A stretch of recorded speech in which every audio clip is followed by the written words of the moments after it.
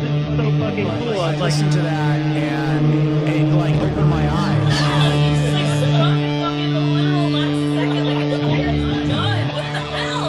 Not what I signed up for. It's like space alien. I'm curious, maybe you can expound on it. I want to talk about a little bit about your gear. Can you edit that out? Fuck yeah, big dogs. This is fucking Mucho Drums from Great Electric Quest. You listen to doomtombpodcast. You guys fucking get out there and fucking get some. In the year of the primal force, and the dawn of terrestrial birth, man mastered the Mammoth and horse. Man was the lord of the earth. He made him an hollow of skin from the heart of unholy free. He compassed the earth therein, and man was the lord of the sea. He controlled the river of steam. He harnessed the lightning for hire. He drove the celestial team, and man was the lord of the fire. Deep mouthed from their thrones, deep-seated, the choirs of the eons declare the last of the demons defeated. The man is the lord of the air. Arise, O man, in thy strength, the kingdom is thine to inherit, till the high God witness at length, that man. This is the Doom Tomb Podcast, the podcast for all things stoner, doom, and sludge. My name is Chris. I am your host.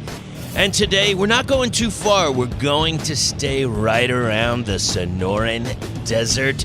Yeah, Phoenix, Arizona to be specific, for some psychedelic blues and ominous doom through the bloodshot eyes of Aleister Crowley.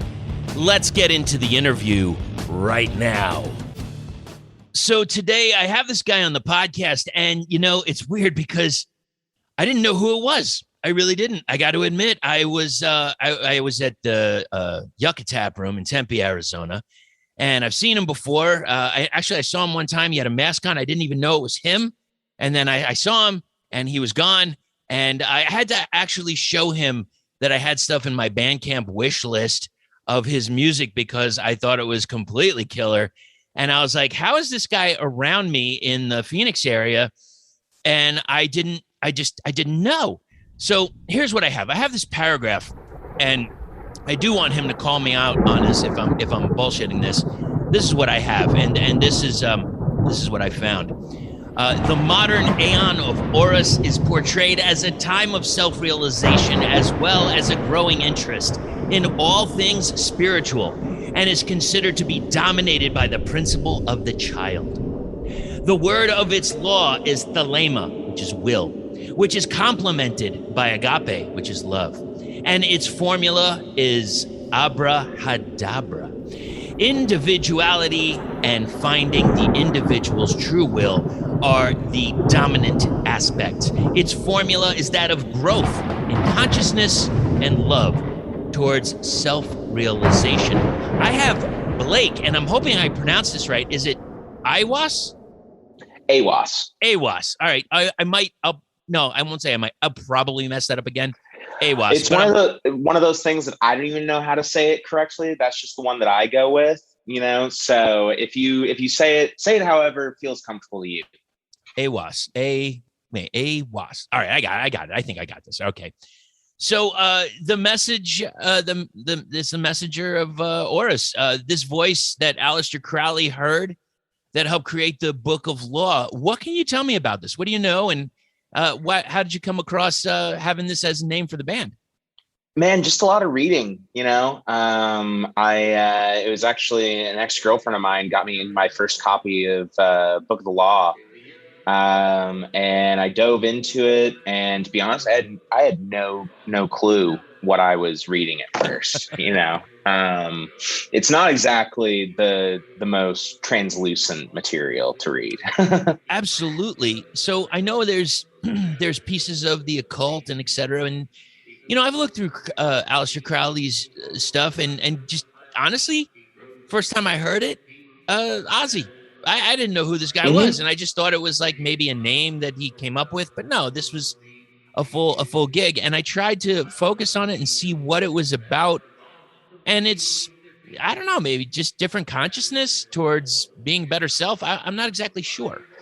the idea of essentially raising the unconscious to the level of the conscious in order to reach what's kind of this idea of the super conscious, of becoming the simplest way of thinking about it is becoming the best, possible version of yourself that you can be. Okay. That's kind of, I think that's the lema in the most minute nutshell that you can possibly get to. And I think it's a lot of, what I write about.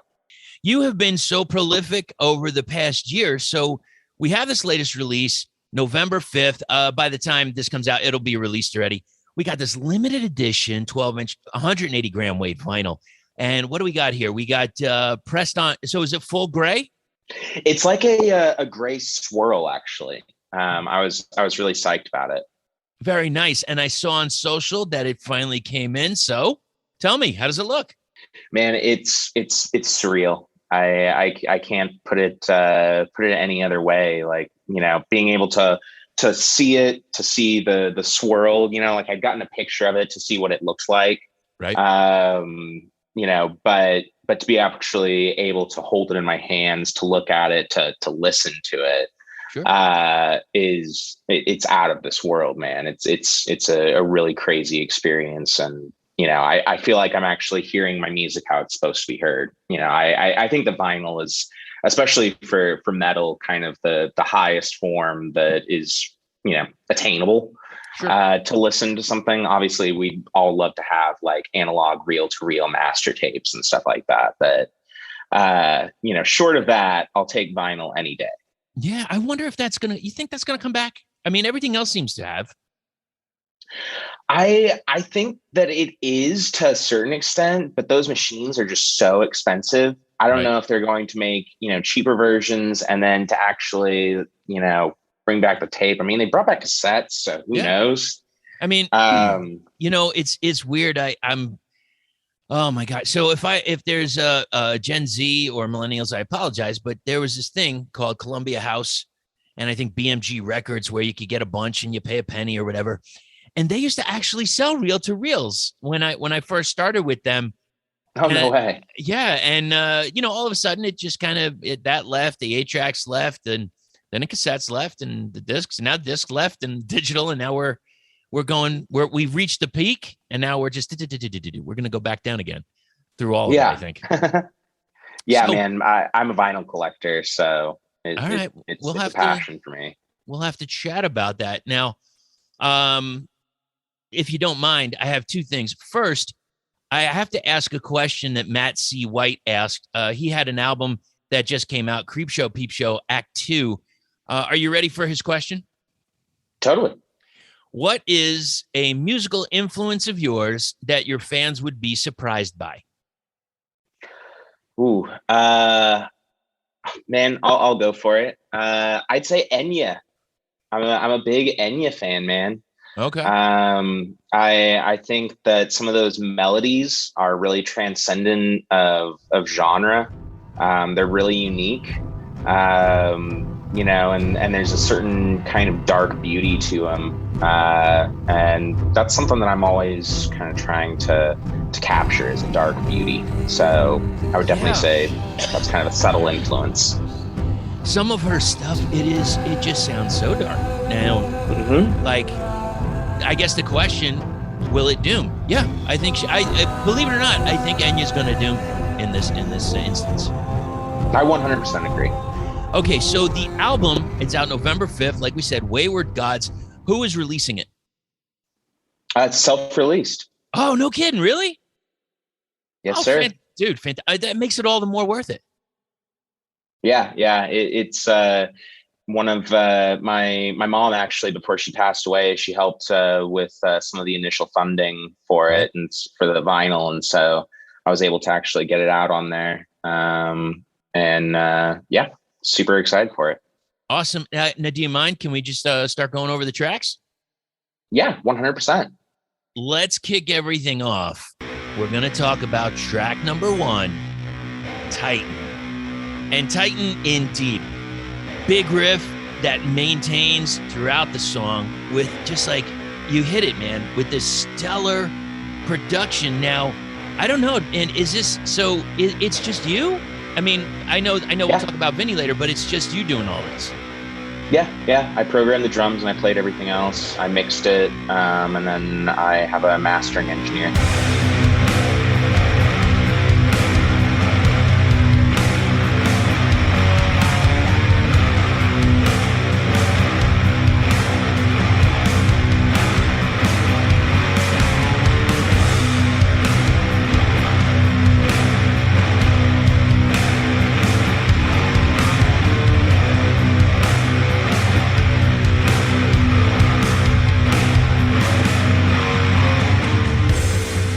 So what do you think that you can do this? Are you going to add people if you want to do a live gig? You think that's going to happen? 100% already in the process of it. Oh, fantastic. So what can you tell me about Titan? Man, Titan actually started with me just kind of going over some riffs. I was going through a really big dope smoker phase. Right. I mean, I'm always going through a dope smoker phase, if I'm being completely honest. I'm one of those weirdos that thinks that's Sleep's greatest album. It's a great one, man. No doubt. Yeah. Even though I got introduced to it through Jerusalem, though. So I'm at least I've got that background. But I was just, kind of messing around and I was really just trying to write something that showed my appreciation for what Matt Pike did with that album, right? Guitar wise. And so that's where the initial kind of roots of the riffs came from, was me just thinking about like, okay, let's write an Aiwass song, but how would Matt Pike write an Aiwass song? Which obviously there's no way that I could possibly come up with that, but it's my own, it's my own approximation in my mind, I guess.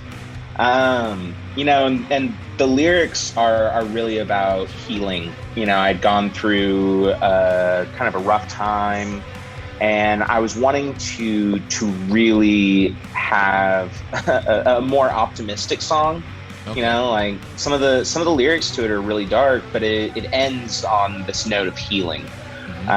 So lyrically, I felt like that was interesting, and it ends with that big, kind of crescendo at the end. And I intentionally created that so that it would seem to have this kind of more upbeat, roaring feel to it at the very end, to say like, hey, like you can get through shit. I hope I can swear on here. Say whatever you want, brother. All right. And I put it at the beginning of the album, almost as if to say, here's the end of the journey. Now let's hear everything that led up to it. A killer track to bring it off, and it's just so damn big. And I just got to remind myself, like, this is one guy. This is one guy doing this. So, and it's fantastic, fantastic work, man.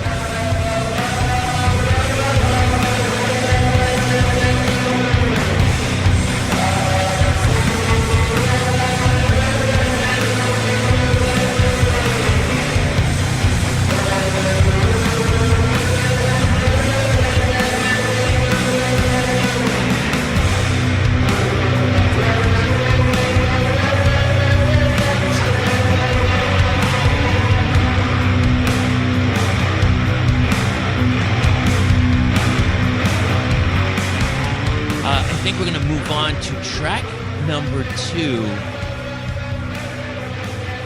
from Chains. A psychedelic ramp up to this, just another mountainous surge of power.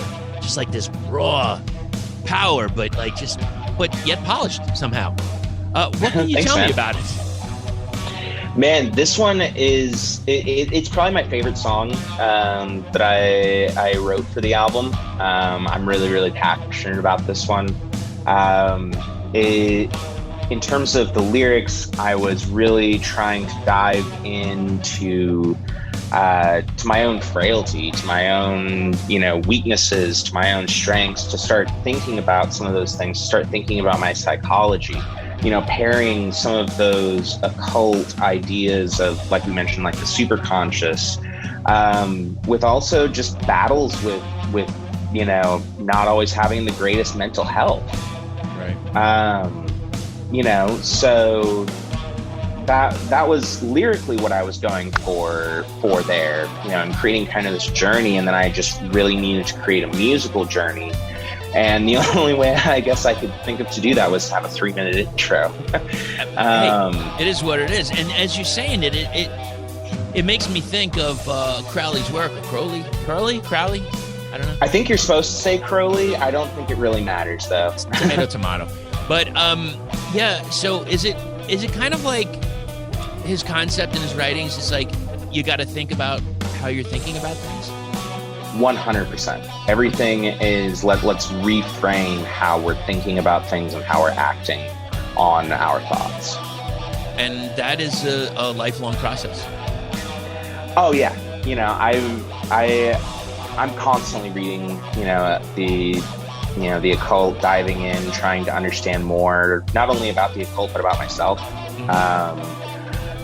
But I would imagine that if you talk to me in 20 years, I might not be that much more advanced because it's just going to take a lifetime to really, understand and internalize. Yeah, and plus we do have full lives. We gotta every once in a while we gotta get to a show. We gotta play a show. Yeah, man. I've got a full-time job. I've got a music life, and I'm trying to have somewhat of a social life when I get a little bit of a break. Yeah, man, absolutely. And we also have to talk about, we have Vinny here from Tabernaut, and did a guest vocal. Also, just as a side note, they had a release back in May of 2021, Escalating Fetishist. Now, if you want about, 80 minutes of psychedelic rock or something like that? Oh, yeah. Hard psych, yeah. It's a massive album. Please go check it out. I think I'm going to put a link in the show notes for that one. But how'd you get involved with Vinny? Because I saw that he did some work in one of your previous releases. Yeah, so essentially what it was is Vinny kind of, when I was getting started on promoting Aiwass, he took me under his wing 100%. He heard my first ever song that I released, The Sun Devil, and he was like, this is some good shit, man. Like, I dig this. And he essentially kind of, still does have quite a few more followers and things like that than I do. And so he just kind of got me started, got me thinking about things, told me to check out DistroKid and things like that. That's really important. Very important for an independent musician. He was like, why are you on SoundCloud? Get on Bandcamp. Stop being stupid. In the nicest way possible, but because that's Vinny. Yeah. Dude, I might have to even take a break somewhere. I got my phone around here somewhere. I got to tell you about some of these podcasts. There are some podcasts out here or just that I've been listening to, and it's all what you just said.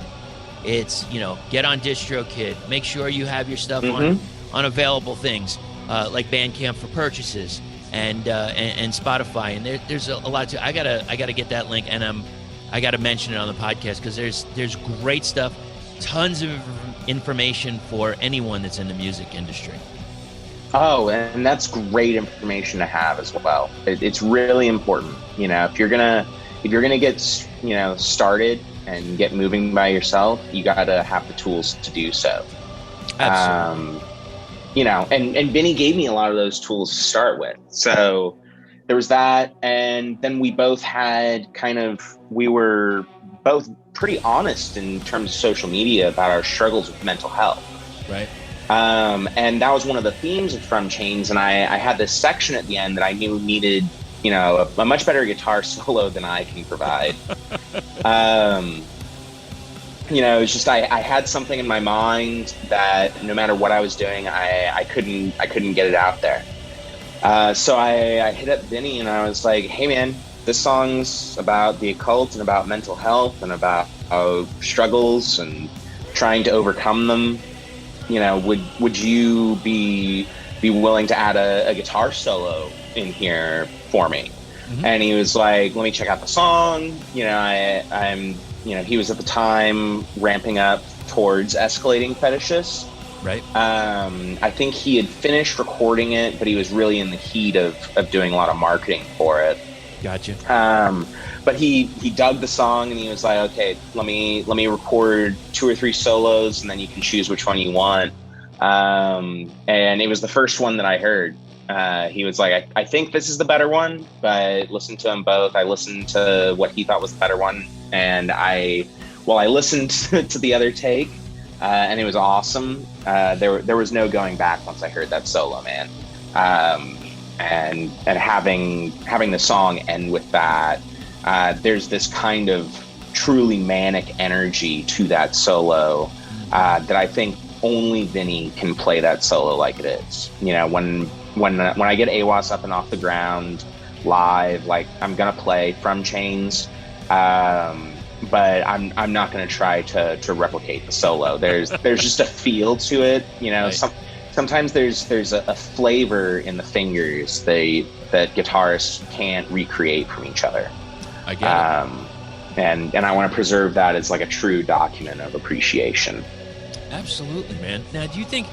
I don't know. Does Tabernaut tour? Are they touring or? No, they are not. Right now, Vinny's wife is actually pregnant with their second kid. Does he know who the father is? I'm just kidding. He's actually a stay-at-home dad, so he's doing great stuff with that. You know, it's I really admire stay-at-home dads. Absolutely. That's a hell of a thing to do.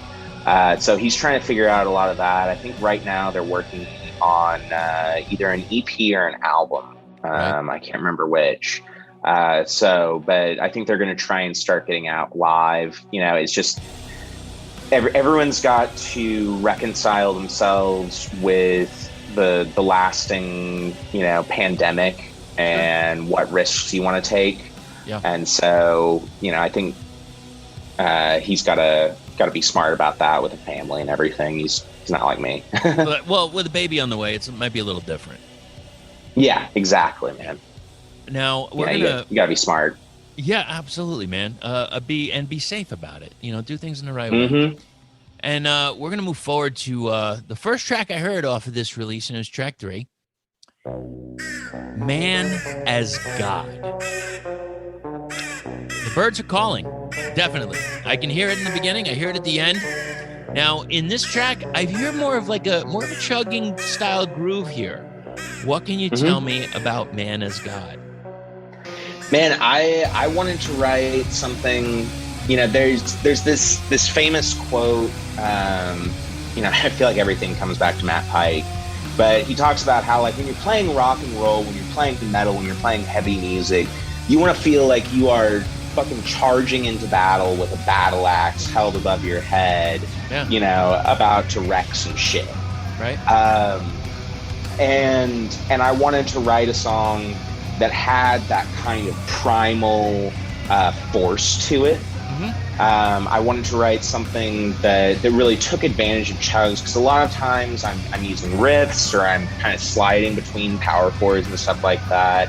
"Man as God" has, you know, not only this kind of weird, almost atonal riff to it, but it also has that deep, heavy chug, where I just multi-tracked guitars over each other to create that wall to it. I wanted it to sound big, you know. And you definitely succeeded, let me tell you, brother. Now, you know, it's like Matt Pike, you know, I didn't even know it at the time. Like, you hear a soundtrack and you don't even think. And I know Dragonaut was played, it was in the movie Gummo. And I just thought it was another I didn't really think of it, and I just knew I liked it and didn't look. And what really caught me with what you just said about, you know, Matt's quote, I didn't get it until Headbangers Ball, High on Fire, the Rumors of War, I believe. And I was just like, holy shit, this thing just boom, boom, boom, and he's coming out like guns blazing. And at the time, I gotta admit, I didn't even know anything of Sleep. And I was introduced to High on Fire first, and I was like, holy shit, this guy has another band. Let me go check this out. little did I know what it was, and I'm like, oh, this is, oh, yeah, 2 and 2. It's the Gummo band. Ah, yes, it is. It's the Gummo. Yeah, Gummo band, exactly. That's their preferred subtitle to sleep. Yeah, I mean, that's what a great. I don't know. Did you ever see Gummo? I have, but it's been years and years. It's disturbing, and it was there was a coolness or a groove to when they're riding their BMX bikes and they're riding down the hill and Sleep is playing behind it. I don't know. It just it added something. So it was definitely a perfect choice. And I don't know if Harmony Korine is a fan of Sleep or not, but I don't even know. He should be. He definitely should be. I don't know if he's doing any more movies though. I haven't seen anything for a while. And he's been some of them that he's been making lately. I was like, ooh, a little rough. Like that Trash Humpers film was. Oh yeah, no, that was not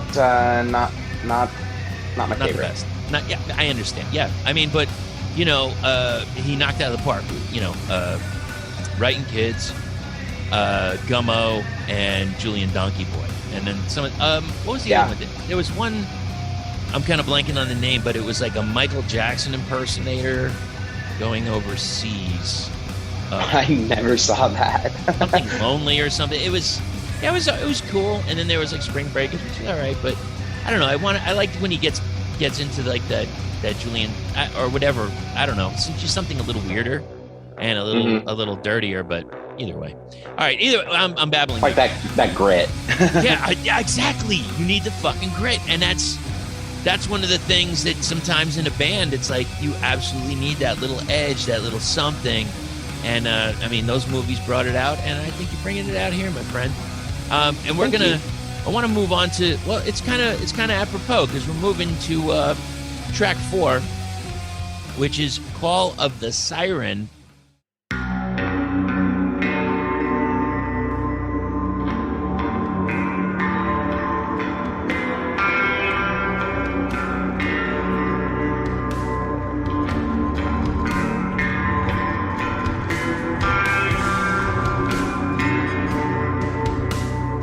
It emulates it perfectly because it's got this fuzzy, haunting doom to it. What can you tell me about this track? Man, I wrote this song. I had really bad writer's block, actually. And I kept going back and forth, trying to come up with something. And everything that I wrote either just sounded like a rehash of something that I'd already done, right, or someone else had done, and I was really getting frustrated. So I took like 2 weeks off of playing guitar just to try and kind of come up with a little bit of clarity, clear my head a little bit. And then the first time I picked up a guitar, I came up with that intro. It's this really haunting kind of I find it kind of unpleasant even to listen to intro. Because it's so absolutely dismal. Yeah. And I sent it to my best friend DJ, who I credit in the liner notes to the album as kind of one of my big sounding boards. He's really been a huge help in terms of my musical career. And I was like, I don't know about this, man. Like, this just feels so dark that I don't know whether anyone's going to want to listen to it more than once. And he was like, I just listened to it 3 times. You should keep going with it. Definitely. And the slide in the intro was actually a dare from another guitarist friend of mine. That he was like, I bet you actually can't make slide guitar work in a Doom song. And I was like, I motherfucking will try my best. Challenge accepted, sir. Yeah, right. Shout out to Ben Ivy. Ben. Yeah, dude, man. Lost Dutchman. And, dude, I got turned on to Ben a long time ago through Vile Crypt. And yeah, I was like, I wish we get some more Vile Crypt sometime soon. I don't know. I know there's, they're in different states now, and it's different. But man, and you know what? It seems to boil down to this one thing. Whether it's yourself, whether it's Pike, whether it's Ivy, it's fucking tone. It's just tone. Like, and it took me a little bit, and we're gonna go back to Crowley. Think about how you're thinking about it. Why am I fucking drawn to this? Why am I drawn to this music? Why are you drawn to it? It has to be for the sake of tone, because 100%. There's sometimes you feel personally, I feel a pop song, and it just feels dead to me. It doesn't feel like there's life or energy to it. Whereas when I hear this, I'm like, something's happening here. And I really honestly think that it's part that and part the fact that we, bands that we like play in a small spot, and it's about 125 decibels, so it shakes you to your fucking core. Yeah. This is not a music that you take, a date to a show for a first date or something like that, because you're not going to be able to hear each other during or after, or even the next morning. Yes, exactly. Please, earplugs or deaf. Just saying. Hashtag just saying.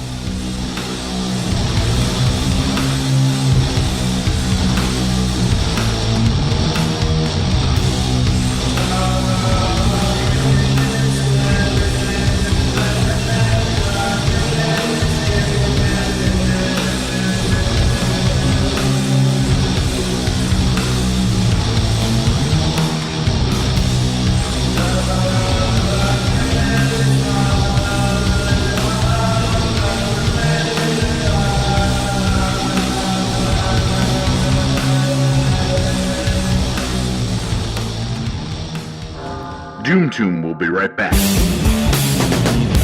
after these words. We will get right back into the interview in just a moment, but before we do, we have to talk about Desert Records. I gotta tell you, man, they pumped out a lot of material over the past year, and they are still not done. The Book of Worms album, Occult New Age, they have a very limited edition sour melon, neon green, and purple vinyl variant. The sale starts December 3rd of 2021. There are not many in stock, and it is available now for shipping, so you don't have to wait for the vinyl. Head over to Desert Records, and if you like what you hear, sign up for their subscription service. And finally, Red Mesa. They are on the Best of AC/DC Redux. It's part of a Redux series over at Magnetic Eye Records, where they have an Alice in Chains one. They also have Pink Floyd and Helmet and Jimi Hendrix and so much more. Head over to Magnetic Eye Records as well and check out to see what they have that you need in your collection. It's getting cold outside, and you know what that means. You need something to heat you up. With 10% off your first order, they've got some holiday packages available right now. We are talking about Sam's House. This is hot sauce that is handcrafted in Austin, Minnesota by born and raised local chef S.T. Hastings. It's all natural, vegan, gluten-free, and no added fillers. With an emphasis on sustainability, they have a bunch of different flavors like funky garlic, pina dinata, repality. Be careful with that one, that is so hot. Smoky J, Taiga style, Tango style, and Trop Narrow. Head over for 10% off your first order with a discount code in the show notes, and orders over $50 will be shipped out for free. And check out their 2-pack bundle right in time for the holidays. It's Sam's House. Let them sauce you up.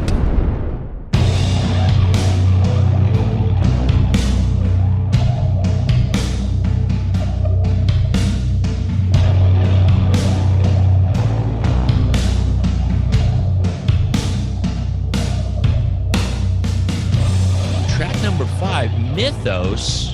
And, you know, in hearing it, I was like, instrumental? Well, I guess so, but not so much. Comes in at the end. We got some vocals there. What can you tell me about that track? Yeah, I almost wrote it as an instrumental, actually.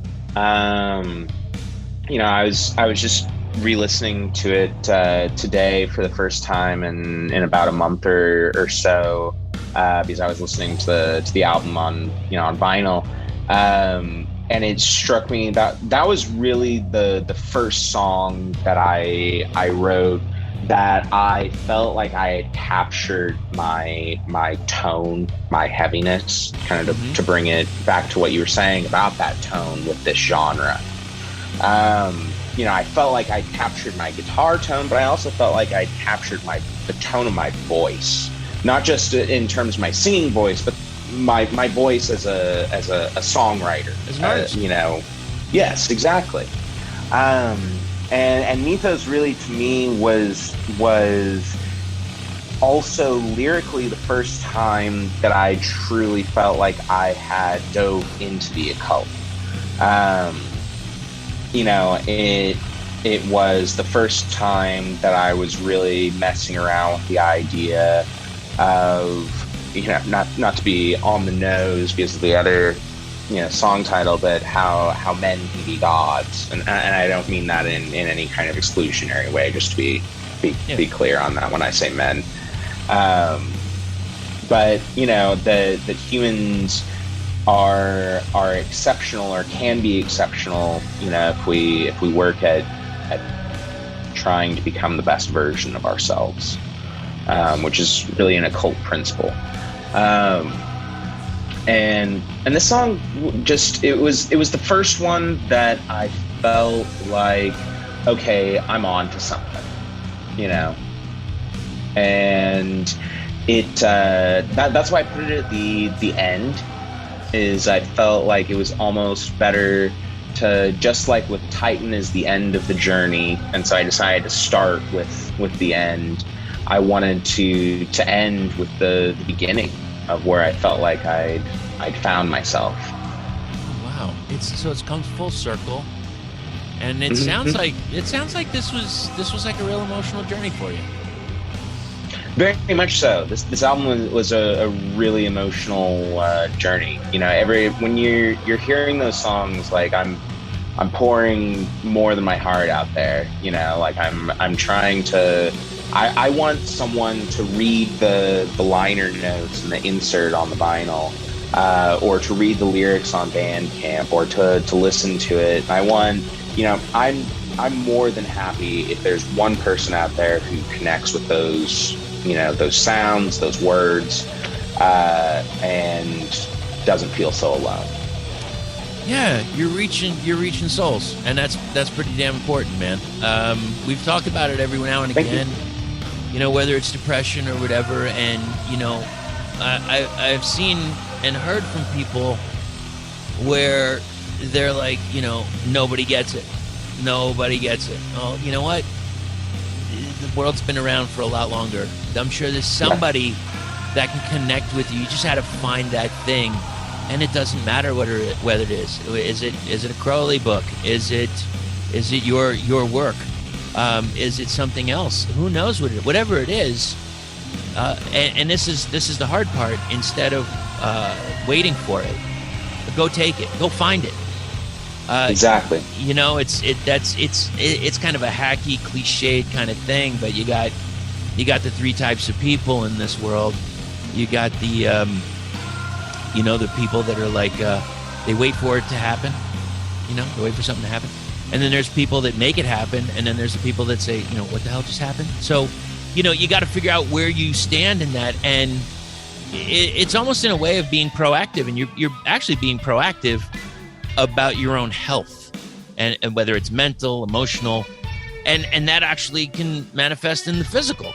So take 100%. charge of it in any way. And I've said this on previous podcasts. I was like, you know, I don't know a whole lot. I know I can talk, and I know I can listen. So if anybody out there has some drama, you know, shit, man, my my phone number has been on all social media for years, and I've had one person call me out of that time, and it's some other people that have texted me and preferred not to message because they didn't want to talk with a voice. And I was like, that's cool too. But just know that I'm here if somebody needs to vent or talk, because it's been a weird time, and we're getting back. I was at a show last night that was pretty fucking huge, and it's just it's taken some time, man. So let's talk about this. So we got the new LP, and it's going to be out November 5th, and we got that incredible swirly kind of gray looking vinyl, Wayward Gods. So how are you going to get it to the masses? I mean, like, and I guess in that terms, I know shipping is, that's fine. We go on Bandcamp or whatever. I'm thinking about shows. Now, how long before you've got a couple people together before you can culminate some live performance here? I'm actually working with a couple people right now. So, we're getting there. It's early stages yet. I'm one of those types that, I'm kind of a perfectionist, and I don't want to jump the gun and just get up on stage just to hurry up. Sure. So I'm taking my time with it, but I'm hoping early next year be good to go for shows. Oh, that's awesome, because that sounds like a long time. That could be like it's not 70 days, 60 days away. I mean, the end of the year is almost here, so yeah, it's right around the corner. Now, we talked a little bit off mic, but I was just going through some of this other stuff. I actually wrote a couple notes. Some of it, I gotta admit, I don't even remember why I wrote this. But I looked at up to what's called Gematria, and it's about numbers in words, etc. Now, the number of Mesla it's Aiwass, and it's 78. I don't exactly know what that means, but the Gematria, I know it's used a lot in Jewish culture and Hebrew, and that spelling is OIVZ, and it comes to 93, which is the number of the lema itself. Like, dude, what kind of circular stuff is going on here? This is that is kind of mind-blowing to me. And I have heard some podcasts where they talk about Gematria. I was trying to get a grasp or a concept of it. I still don't know what the hell they're talking about. Do you have any idea? You got anything on this? Yeah, man. So the root of a lot of the occult is in the Kabbalah. So I mean, it's essentially highly rooted in Jewish mysticism, in Gnosticism, and in Eastern thought. Right. And so you get a lot of Gematria just kind of all around there. I mean, like, you even get like the Tao Te Ching, stuff like that comes down to numbers and things like that. Now, as for how Crowley went about arriving on some of these numbers, like with 93 represents love is the law, love under will, as well as the lema, things like that. I'm not the world's greatest expert in it. I'm more of an aspirational, I got you. Fan of Gematria. But from what I've read, I've read a few pretty sizable biographies of Crowley, and one of the things you have to realize is that sometimes he kind of made things work how he needed them to work. Yeah, well, yes, that could be with statistical data or whatever. Now, even in and I wrote this down from in Greek Kabbalah, it's 418, which is the magical number of the Aeon, and that is a Kabbalist of tremendous knowledge. Again, circling around and coming back to it. I'm like, geez, man, this is. I'm confused at one thing, and now I'm more confused as I go along.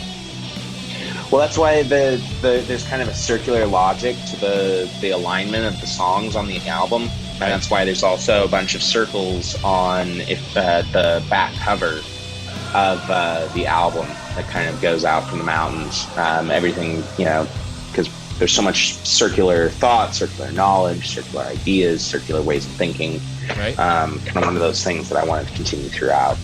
I got you, man. I got you. All right. Now, if we can shift gears. No, you know what? I don't want to shift gears yet because we'll talk about this, and I want to give it proper justice here. Last thing on Wayward Gods. So you had Steve Yolatta, which I just had him do some work for me recently. He did a cover. Can you tell me a little bit about the cover and what it represents for you? Yeah, 100%. I was kind of going through some of the ideas that were in Crowley, in terms of I wanted essentially kind of a goddess, which is really prevalent in a lot of his writing. This idea of a goddess, gods and goddesses, which is, part where the title comes from, essentially out of control gods, yes. And I presented that idea to Stephen, and he came back with that design that really pulled in both Arizona and that idea. I got you. So he was asking about a background, and I said, well, I'd love to have like kind of, I think I said desert mountains, like a mountainous desert in the background. Because I wrote most of the album when I lived in Flagstaff, but I've been in, Arizona or in Phoenix, since really the album artwork on, part of the process. So I was kind of trying to create a bridge of the two experiences of working on this album.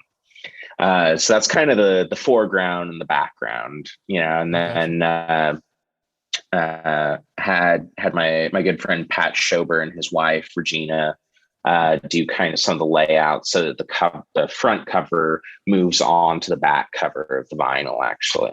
Oh, so, incredible, man! Of the dust, yeah, it moves on to the back of the dust jacket. And talking about Steve, all you have to do is just mention like a few words, and he's like, "Yeah, don't worry, I got you. I'll figure it out." Yeah, and he knocks it out of the park each and every time. Yeah, I said I wanted pentagrams like carved on the inside of the forearms, and he just kind of took what I said and was like, "This is actually what you want." I was like, "Yeah, that's pretty much it." There you go.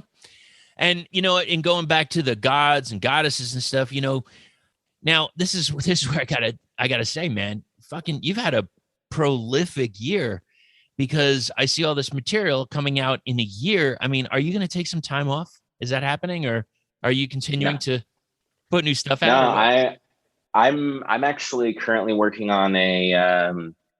I guess it's become kind of public knowledge because of an interview that they did on another podcast. But I'm doing a split with Sonic Demon right now. Oh, hell yeah, man! Yeah. So I've got the rough drafts of 3 more songs that'll take up a full half of a full length split. And so those rough drafts are done. I'm just kind of working on the vocals at this point.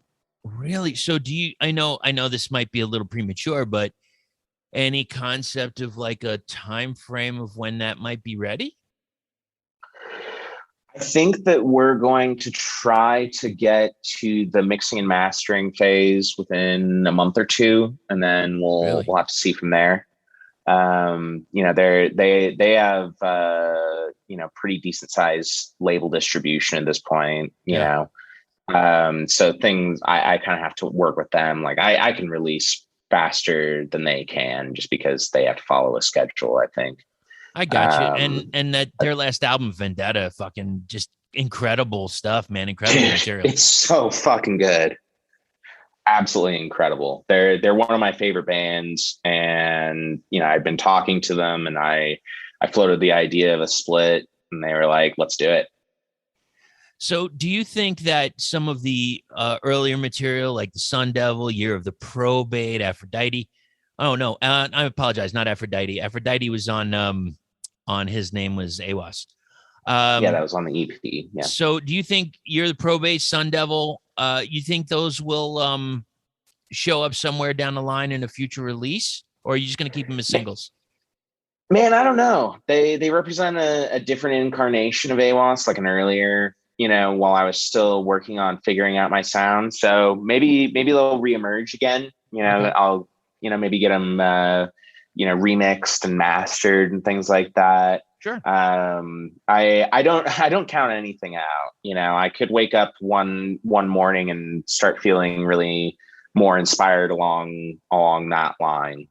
Right. I'm always just trying to keep growing and keep progressing, keep moving, and keep producing. Like I try to write the foundations of something every day, even if I just throw it away the next day. At least I'm still working out that muscle. You know. There you go. And in contrast from his name was Aiwass to Wayward Gods, what do you think the progression was, or what changed during those two releases?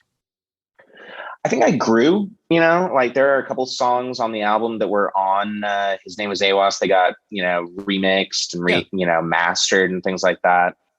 But I think that my sound was starting to come together during His Name Was Aiwass. Right. I was starting to get there. But I wasn't quite there yet. I can fully understand that, dude. You know, just going back, sometimes I'll take like I got this radio show thing I do on Sundays, and then I play a podcast, and sometimes I play the old ones. And I'm like, what were you thinking? Like, what is with you with this low fucking voice? Like, I was in a dungeon somewhere.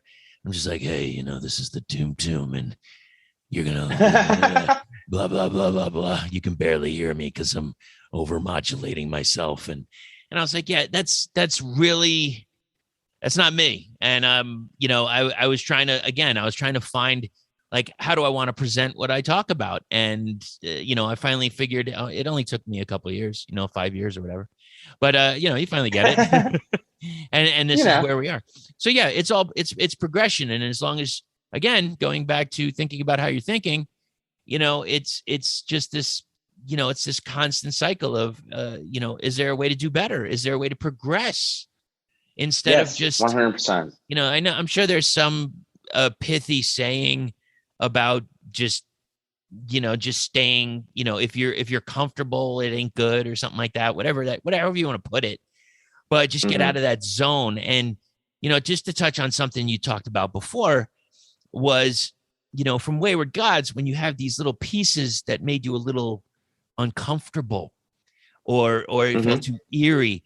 There was a release from January that I finally got the LP. The album's the band's name is The Body. There was actually a song. Oh yeah, dude, what the hell? One of the songs on there, like, I was listening to it and I'm like, I am actually nauseous from this. Like, I'm really like, what is happening here? And I got to tell you, man, that's definitely, I mean, it's incredible release. And, you know, everybody in The Body, please, I want to do an interview, but, you know, I understand it's been a while. So, but I'm still down. If you're listening, thank you. I appreciate that. So we're going to move forward with Blake here. So, all right, Blake, thank you for talking about all that stuff. Now we have a few other things to talk about before we finish here. What can you tell me about the Astral Construct project? Man, if you have not heard the Astral Construct project, that should be at the top of your list. It is another one-man band based out of Colorado. And the guy behind it is, I consider both a trusted collaborator as well as a friend. You know, we got started near around the same time. He was got going a little bit after me, released his album a little bit before me. Right. But definitely his first album is absolutely pure genius. It's kind of a mixture between, the closest I can come up with is like a mixture of Tool and Pink Floyd almost. You know, I don't know if you have any better way of describing it, but I think that he's kind of capturing a lot from both those acts. I could totally agree with that. Yeah, man. I mean, it's, you know, in the bio, he talks about he is in search of answers or escape. And I used to get that.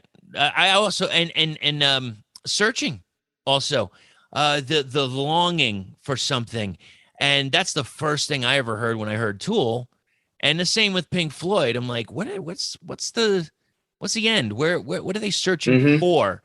And that is something that that he is going through. That yeah, I could totally see that. Absolutely, 100%.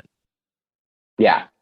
Yeah. So he's a great guy, great musician. And, we've been talking all the time, and I was finally like, man, I'd love to just do a song with you. Let's just kind of, I came up with this riff. It doesn't really fit in with, Aiwass and what I'm doing there, but I think it's pretty good, and I don't really want to give up on it. And so I sent it over to him, and he was like, all right, let me just see what I can do with this. Mm-hmm. So he added on a section, and then I was like, well, shit, that was really good. I got to one up that. And so essentially it was just kind of a process of, we just very organically put together a song that was like pushing each other Right. to see where we could go with it.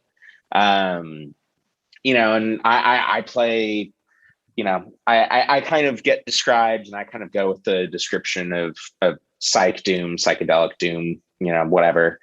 He definitely plays like a certain kind of heavy psychedelic rock, I guess, would be an easy way of describing his music.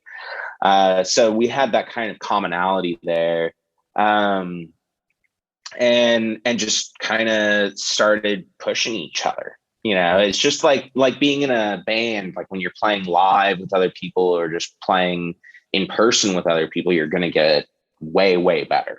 It's the best way to become a better musician, to become a better songwriter, things like that. And just kind of trying to see, okay, you came up with that. Let me see if I can come up with something that good. Yeah. I mean, it's Malcolm Gladwell, 10,000 Hours, the whole story of the Beatles. Only one of the bands that like everybody knows. It doesn't matter how old or young they are. People know the Beatles, and yeah, the amount of hours that they put on stage before they even reached America was more than anybody in America, basically, that was playing, and touring. Yeah. And yeah, that's what it comes down to. It's the best way to get great. Yeah. You've got to push yourself, Yeah. It's the most important thing you can do. It's just like working out, like you add a little bit of extra weight when you're doing a bench press or whatever. Yep. Or you add some extra tension when you're doing some cardio or whatever, and it's going to make you stronger and faster and things like that. It's the same thing with music. You've got to push those muscles and truly exert them. You can't just remain in a state of stasis. Yeah, you got to flex a little bit. Yeah. You gotta go for it. Yeah, you do, man. Absolutely.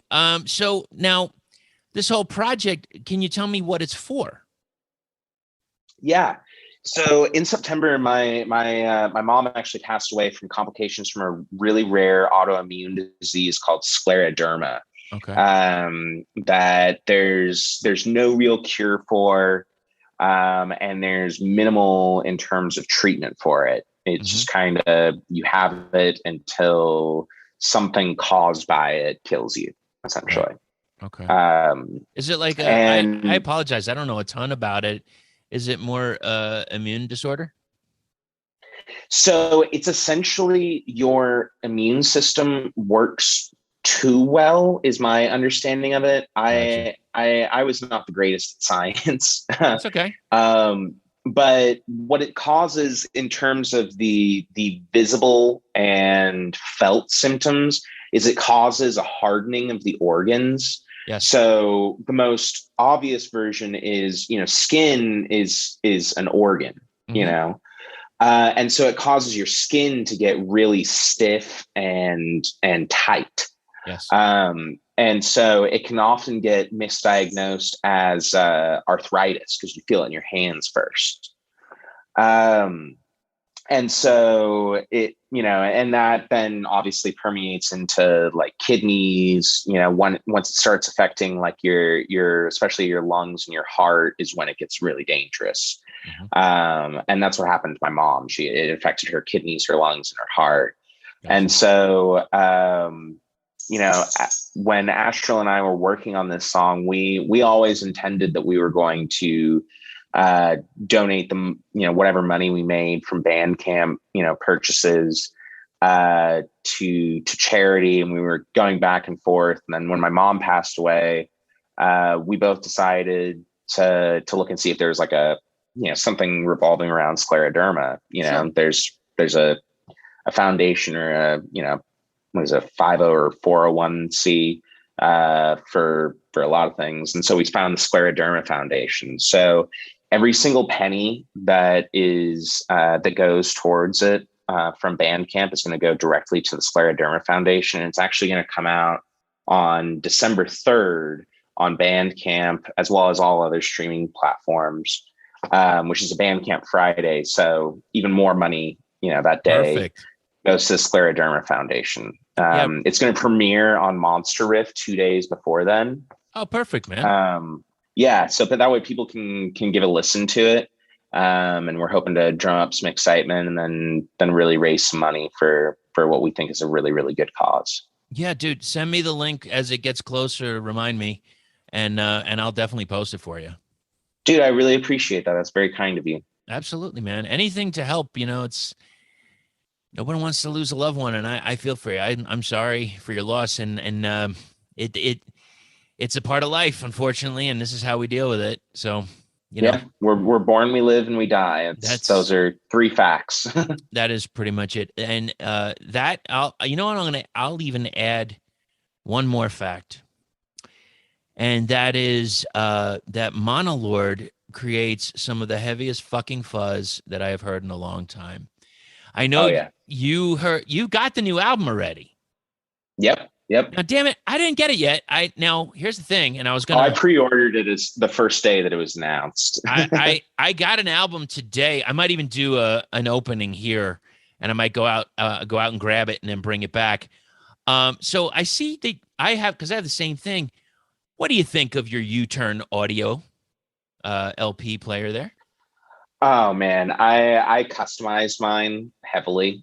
I spent about $500 on mine. Okay. I got all the bells and whistles on it. I absolutely love it. I did the same thing. It sucks if you have to switch to 45 RPM. Because the band that's a little annoying. But like the new Josiah release is on 45. Right. Even though it's a 12-inch, and so that's a little annoying. Great album though. Yeah, I did the upgrades too with the needle and everything else and the lever and all that. Yeah. What color did you get? I have to ask. Black. Just straight black. I had an interview a while ago with Miss Melissa from Stoner Witch Radio and Stoner Witch Records. Mm-hmm. And we were talking about it. I think she got red, and I told her, like, I got my favorite color. I got purple. And she's like, oh, that's awesome. Purple. Like, she said, I would never imagine you get purple. She said, I think you would get like a wood grain color or something. Like, no, I'm sorry. No, that's not it. It's just purple. That's just me. No, man, I love purple. I a lot of my vinyl that I get a lot of special editions, Yeah, sure. Me too. And as soon as I see a purple variant, even if there's a really cool splatter, I generally go for the purple variant. I love that shit. I think it's there's Master of Reality is so ingrained in some of us. I feel like that it's like we just see purple and immediately I see purple and I think of Black Sabbath. If you are not sure what to do for the holidays, what do I get my loved one that loves music? It's very simple. Go over to Glory or Death Records. They have the latest release from Fever Dog. You're not going to want to miss it. I have been listening to Fever Dog for a while, waiting for that vinyl release, and finally, it is here. And on top of that, 20% of December's sales on their new website will be donated to fight human trafficking. It's gloryorddeathrecords.com. Get over there and defend the faith. And put your money towards a great cause. gloryorddeathrecords.com. We'll just go through some more questions here. If you don't mind. You got some extra Totally. time? All right, we got a few more here. What if any inspirations do you get from living in this area regarding music? Well, in Phoenix especially, I get really inspired by there's a really fucking sick scene here, you know. There are some truly incredible bands around, and I think you can't help but get inspired by that, you know, at very minimum. But living in the Southwest, living in Arizona, you know, like my last few years been spent between Flagstaff and Phoenix. The mountains and the desert have really been very important to me. Like even in Phoenix, you know, we still have mountains. We don't have like, you know, the peaks up in Flagstaff or anything. Right.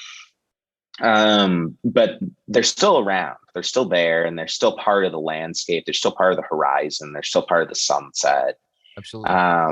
And for me, like one of my favorite times to work on my music is either at sunrise or sunset. I'm not a big sleeper, so I'm generally awake for both. We know that Aiwass is your current project, and you've had some others. What was the first project you started, and what kind of music was it? It was originally supposed to be a Black Flag cover band that quickly moved into a like kind of Swedish style death metal band. And I still remember our name we thought it was pronounced Golgotha. Apparently it's pronounced Golgotha. We were like 16. This was probably 07, 08, something like that. It translates from Aramaic. It's Hill of Skulls. Interesting. That was my first ever project. It was kind of a Swedish style deathcore type band. Perfect. Thank you, sir. I appreciate that. Now, I'm curious, maybe, I don't know whether you have a favorite concert that you've seen lately or something that stood out for you in maybe the past few years. Ooh, the past few years. I mean, in the span of about 3 months, I got to see 2 bucket list bands. So that was pretty incredible. Who was it? I went to Knotfest and I got to see Slipknot, Behemoth, and Gojira.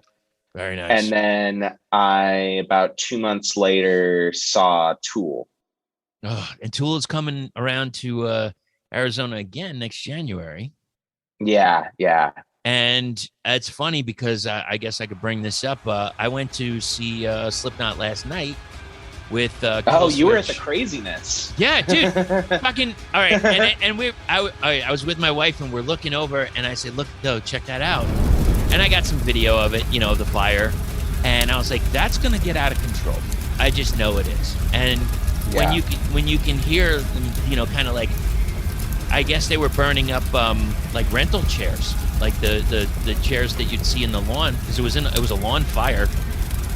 And I guess you know, here we are. We're Phoenix, and we're now national news for having a fire. International news. Yes, probably.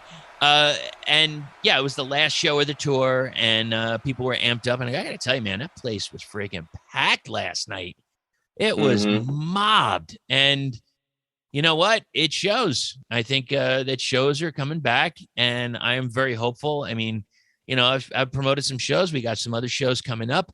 I hope they bring out that kind of attendance. I would be happy if even half of those people or a quarter of those people showed up at some of the shows we have, because I'm telling you, man, right? It was like wall to wall sea of faces and no drama, no I mean, other than the raging fire that almost, you know, they could have taken out people. But other than that, you know, people were moshing. That's great. And people were enjoying themselves, banging their heads, and couldn't ask for a better night, man. And the sound was incredible. And, you know, the one thing is, yeah, man, like, they put on a fucking great show. Even if you don't like them, give it a shot live, you know?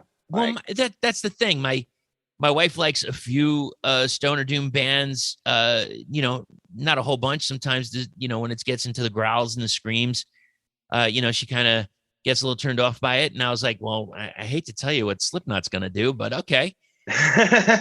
Now, overall, because we got to see we missed Code Orange, but we got to see Fever 333, and we saw Kill Switch's full set, and we saw a Slipknot set. And she's like, yeah, overall, I liked it. I mean, I could understand like every couple words, but I did enjoy it, and it was entertaining, and it fulfilled my, my sound and my sight, and it made for a wonderful experience. And that's one of the things that I have to get myself back to. I used to go to like arena shows and shed shows. I would consider Action Pavilion like a shed, and because it's outside. And I'm used to being at bars and clubs where it's a lot smaller. Yeah. And then I'm like, why are we paying this much to see these bands? And then you realize the stage production is so massive. Oh my God. I'm almost like, I believe me, I know they're doing fine. I know they're making money, but I'm like, I have to interview like a stage designer or something. I want to see like, where'd you come up with that idea? Because it was awesome. Dude, I would listen to that without a doubt. That would be fascinating. All right. You heard sound designer or stage designers, please get with me as soon as possible. I appreciate it. All right, sir. Maybe top 3, top 5 most coveted albums you own? Most coveted albums I own. Some of them I don't want to say because I will feel they're a little too valuable, and I'm almost embarrassed I own them. Really? I inherited some stuff from my mom that was pretty wild. Okay. You'll tell me off mic though. Oh yeah, definitely. I have an amazing splatter version of Dope Smoker. Right. That my buddy got me for my birthday. That one's probably my number one prized puppy. I feel like, I'm not sure if you're a fan of them. I'm a huge fan. I have it was really limited running of Joint Huggers Reaper Season. Yeah. Their new so stuff crushes. Dude, they are out of this world. Yeah. If listeners haven't heard Joint Hugger, get on that, because they're about to, I feel like, be kind of one of those biggest of the big for the underground. Maybe not on the level of Mono Lord, but up there at very least. I would say so. I would say, there's people like when and they seem to have gotten to that level, and you could tell that in each release has gotten better and better and better. So are you a grilling man, or do you cook outside or no? I live in an apartment complex, so not so much. But when I lived in Texas, where I'm originally from, I used to grill probably every night. Okay, it's just a neighborhood thing that you do with your, whether you're your friends, your roommates, your neighbors. Grilling is a big part of Texas culture. Absolutely. It's like I used to picture Texas when I was a kid. I was on the East Coast, and I pictured it as the Flintstones with that giant spare rib, and it makes it fall over. Like that's what's in Texas. Okay, so you're gonna cook a steak. Tell me how you cook. How does it get cooked? Seasonings, etc. So if I'm cooking at home, I use cast iron, butter, yes, salt, pepper, garlic powder, cayenne, just barely above rare, but I wouldn't go to medium rare necessarily. Okay. What are your thoughts on butter in the pan to baste the steak?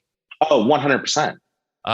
And herbs, are you putting any rosemary or thyme in the cast iron? Rosemary is about the most I'll do. I think I don't like my steak to get overly aromatic. Right. And I think that thyme sometimes does that. I have friends that will do both rosemary and thyme, and I dig it. But I'd rather just have the rosemary because I think that the rosemary, just a little bit of rosemary is a hell of a thing.